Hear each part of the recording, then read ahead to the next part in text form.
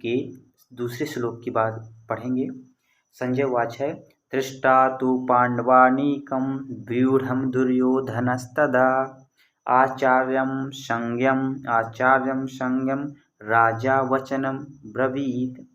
मतलब संजय उवाच, संजय ने कहा, दृष्टा मतलब देख कर, तू माने लेकिन, पांडव अनीकम मतलब होता है पांडवों की सेना को, व्यूढ़म मतलब व्यूह रचना को, दुर्योधन माने राजा दुर्योधन ने, तदा माने उस समय, आचार्य मतलब शिक्षा गुरु के, उपसंज्ञा मतलब होता है पास जाकर, राजा मतलब राजा होता है, वचनम मतलब शब्द होता है, अब्रवीत मतलब होता है कहा।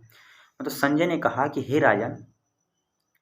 राजन, पांडु पुत्रों द्वारा सेना की व्यूह रचना देखकर राजा दुर्योधन अपने गुरु के पास गया और उसने ये शब्द कहे।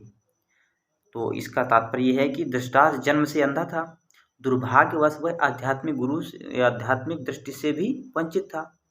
वह यह भी जानता था कि उसी के समान उसके पुत्र भी धर्म के मामले में अंधे हैं, और उसे विश्वास था कि वे पांडवों के साथ कभी भी समझौता नहीं कर पाएंगे, क्योंकि पांचों पांडव जन्म से ही पवित्र थे। फिर भी उसे तीर्थ स्थान के प्रभाव के विषय में संदेह था। इसलिए संजय युद्ध भूमि की स्थिति के विषय में उसके प्रश्न के मंतव्य को समझ गया।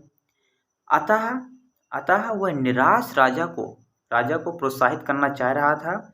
उसने विश्वास दिलाया कि उसके पुत्र पवित्र स्थान के प्रभाव में आकर किसी प्रकार का समझौता करने नहीं जा रहे हैं। उसने राजा को बताया कि उसका पुत्र दुर्योधन पांडवों की सेना को देखकर तुरंत अपने सेनापति द्रोणाचार्य को वास्तविक स्थिति से अवगत कराने गया। यद्यपि दुर्योधन को राजा कहकर संबोधन किया गया है, तो भी स्थिति की गंभीरता के कारण उसे सेनापति के पास जाना पड़ा। अतएव दुर्योधन राजनीतिज्ञ बनने के लिए सर्वथा उपयुक्त था। किंतु जब उसने पांडवों की व्यूह रचना देखी, तो उसका यह कूटनीतिक व्यवहार उसके भय को छिपा न पाया। तो क्या हुआ कि दुर्योधन किसके पास गया? द्रोणाचार्य के पास गया और उनसे यह व्यूह रचना को के बारे में समझा और जाना। तो ये संजय ऐसा कह रहे हैं इनको धृतराष्ट्र से।